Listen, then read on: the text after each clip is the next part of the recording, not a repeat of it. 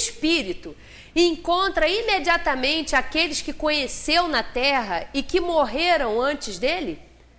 Sim, segundo a afeição que tenham mantido reciprocamente.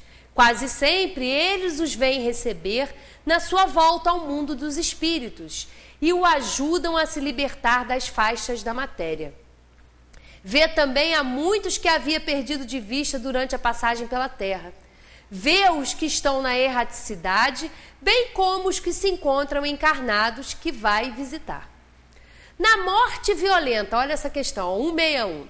Na morte violenta ou acidental, quando os órgãos ainda não se debilitaram pela idade ou pelas doenças, a separação da alma e a cessação da vida se verificam simultaneamente? Geralmente é assim, mas em todos os casos, o instante que os separa é muito curto. E agora nós vamos entrar aqui, no outro item que fala sobre a perturbação espírita, que é a partir da questão 163. Deixando o corpo, a alma tem imediata consciência de si mesma? Consciência imediata não é o termo. Ela fica perturbada por algum tempo. Todos os espíritos experimentam no mesmo grau e pelo mesmo tempo a perturbação que se segue à separação da alma e do corpo? Não, pois isso depende da sua elevação. Aquele que já está depurado se reconhece quase imediatamente, porque se desprendeu da matéria durante a vida corpórea, enquanto o homem carnal, cuja consciência não é pura, conserva por muito tempo mais a impressão da matéria. E como a gente já havia dito aqui, a 165, o conhecimento do espiritismo exerce alguma influência sobre a duração maior ou menor dessa perturbação? Uma grande influência. Desculpe. Pois o espírito compreende antecipadamente a sua situação. Mas aí temos um ponto e vírgula, muito importante. Mas a prática do bem e a pureza de consciência são o que exercem maior influência. É o que a gente já falou aqui. Não é só entender que nós vamos continuar, que nós vamos reencarnar, não é entender e aceitar a reencarnação que faz a diferença para nós nesse momento, não. Não é.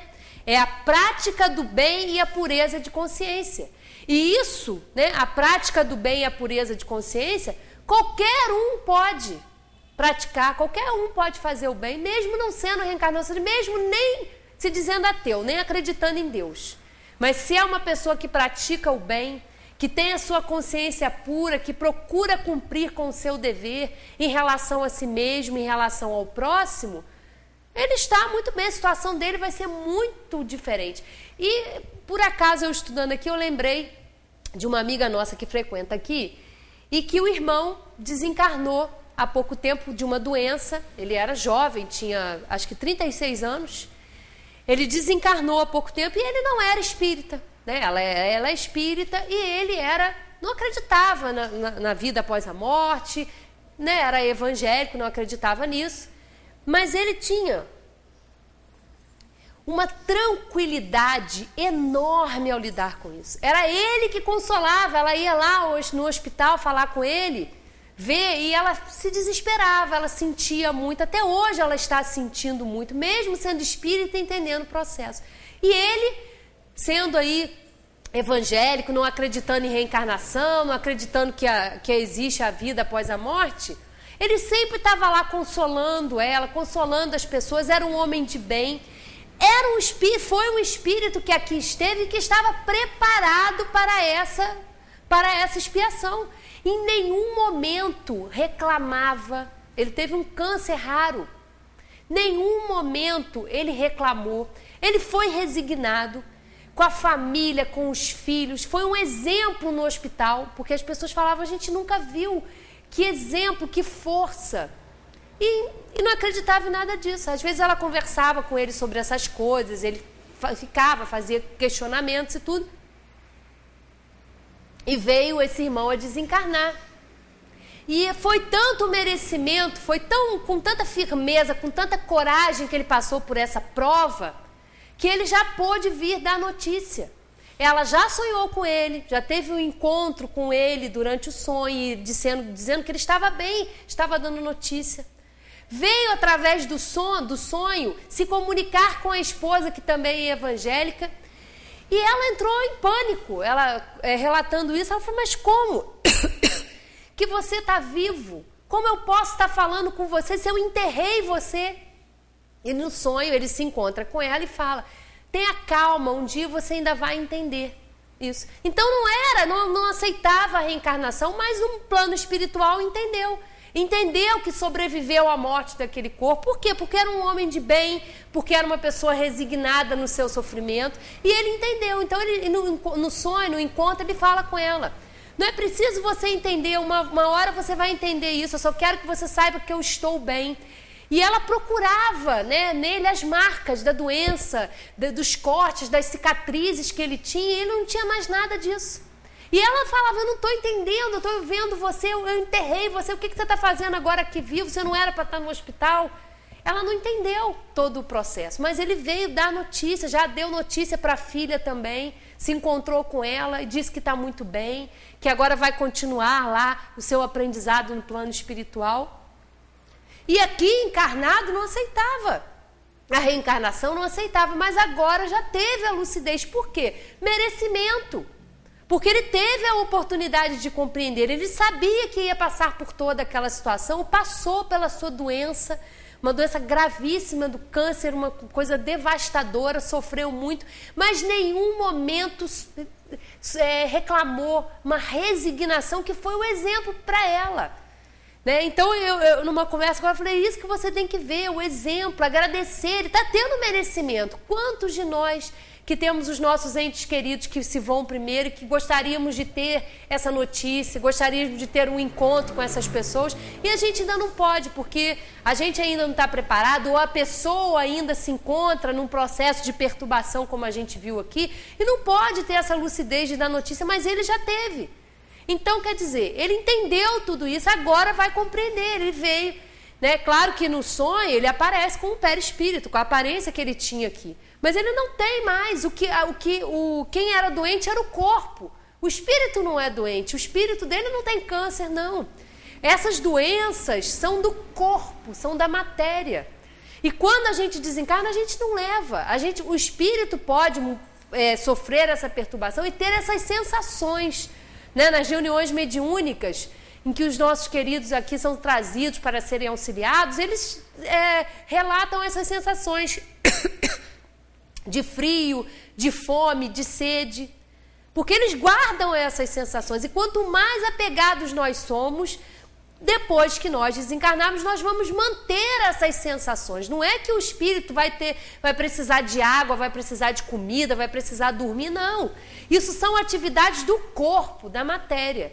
Mas o espírito guarda essas sensações. Quanto mais tempo for esse apego, quanto mais apegado ele for àquele corpo, mais tempo ele vai ficar com aquelas sensações. Ele não vai ter um corpo mais para sentir isso, né? E o grande auxílio, né, e o grande objetivo de uma reunião mediúnica é essa.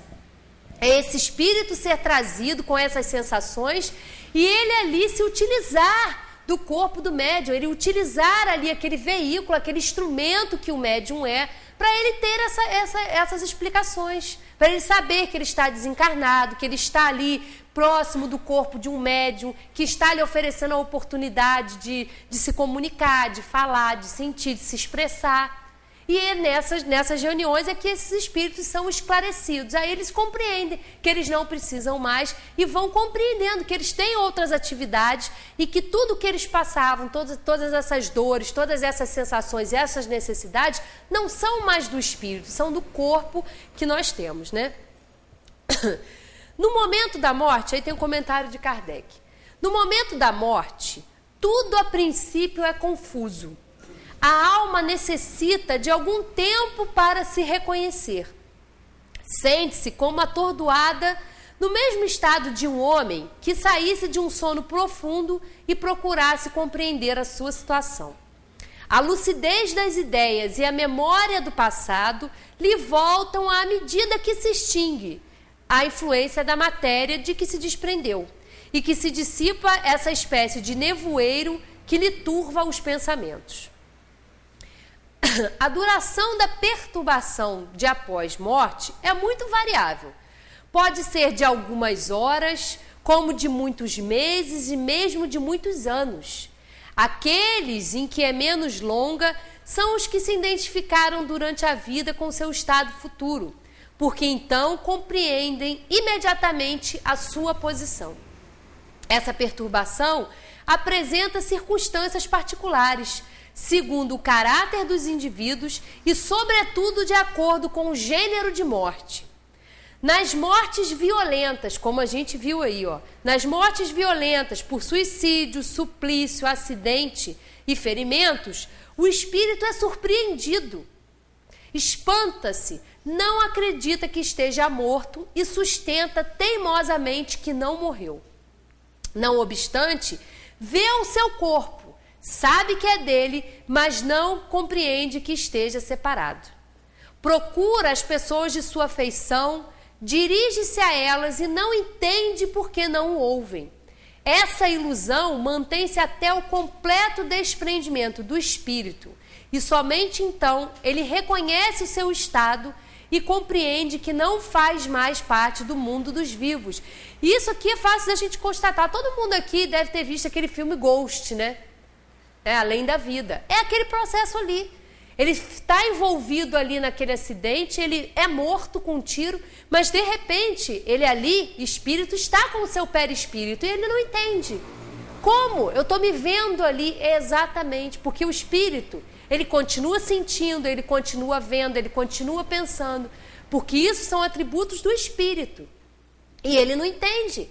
Como eu posso ter morrido se eu estou raciocinando, se eu estou pensando? Né? É confuso. Esse fenômeno é facilmente explicável. Surpreendido pela morte imprevista, o espírito fica aturdido com a mudança brusca que nele se opera. Para ele, a morte ainda é sinônimo de destruição, de aniquilamento. Ora, como continua a pensar, como ainda vê e escuta, não se considera morto. E o que aumenta a sua ilusão é o fato de se ver num corpo semelhante ao que deixou na terra, cuja natureza etérea ainda não teve tempo de verificar. É o perispírito, né? Porque a gente sabe que nós, o homem, ele possui o espírito, o perispírito e o corpo. Mas quando há morte é o processo da perda do envoltório corporal, grosseiro. Mas o espírito, ele permanece com o seu perispírito. E é o perispírito da sua última encarnação. Da encarnação que ele acabou de deixar. Então aí que ele não entende mesmo. Aí que ele realmente tem uma grande dificuldade em aceitar que não é mais, né, que está morto, que não está mais encarnado e tem dificuldades em entender. Vê-se, né, então, o espetáculo singular de um espírito que assiste aos próprios funerais como aos de um estranho, deles falando como de uma coisa que não lhe dissesse respeito, até o momento de compreender a verdade. E é fato realmente, porque muitos estão ali vendo o seu corpo ali ser velado e não compreendem absolutamente nada. Como? Se eu estou vivo, como é que eu posso estar ali? É muito confuso. Por isso que a doutrina espírita traz esses esclarecimentos para nós, de quem nós somos, o que nós estamos fazendo aqui, e que nós, na verdade, não somos a matéria, não somos um corpo. Nós somos o principal, a essência é o espírito, e esse sobrevive à morte do corpo, ele sobrevive a tudo. Então esses irmãos nossos que estão agora aí passando por essa situação necessitam muito do nosso carinho, da nossa atenção, das nossas preces, das nossas vibrações de amor, porque se a gente se deixar, a gente se entra, né, nesse rebuliço, nessa comoção, mas de forma desequilibrada. E isso nos desarmoniza, porque nos atinge o nosso sentimento. Então nós precisamos ajudar a esses irmãos vibrando, fazendo prece por eles e também nos ajudando. De que forma? Entendendo que não é por acaso. Eles não estão passando por tudo isso por um acaso, não foi por acaso que ele entrou naquela escola e aquelas crianças foram mortas, não. Todos aqueles espíritos estão ali envolvidos no mesmo contexto. Estão ali numa prova coletiva, mas cada um ali tem, né, o seu destino, tem o seu objetivo e vai continuar vivo. Então precisam do nosso carinho, né? A perturbação que se segue à morte nada tem de penosa para o homem de bem. É calma e em tudo semelhante ao que acompanha o despertar tranquila, que nem o caso desse irmão que eu estava falando aqui, né? Para aqueles cuja consciência não está pura, é cheia de ansiedades e angústias. Nos casos de morte coletiva, observou-se que todos os que pereceram ao mesmo tempo nem sempre se revêem imediatamente. Na perturbação que se segue à morte, cada um vai para o seu lado ou só se preocupa com aqueles que lhe interessam. Então, a forma de morte é a coletiva, mas cada um ali vai ter a sua situação. Uns que já compreenderam isso vão ser ajudados e vão se desprender mais rapidamente. Outros vão continuar ainda presos àquele corpo, vendo toda aquela destruição.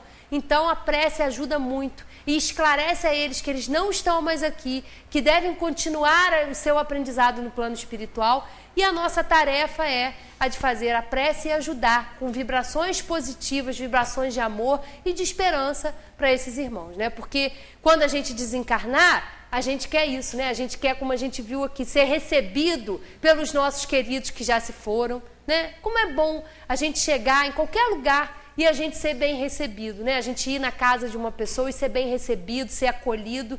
Então, essa sensação e esse merecimento a gente vai ter se a gente procurar realmente fazer o melhor possível, fazer a nossa parte e compreender tudo isso.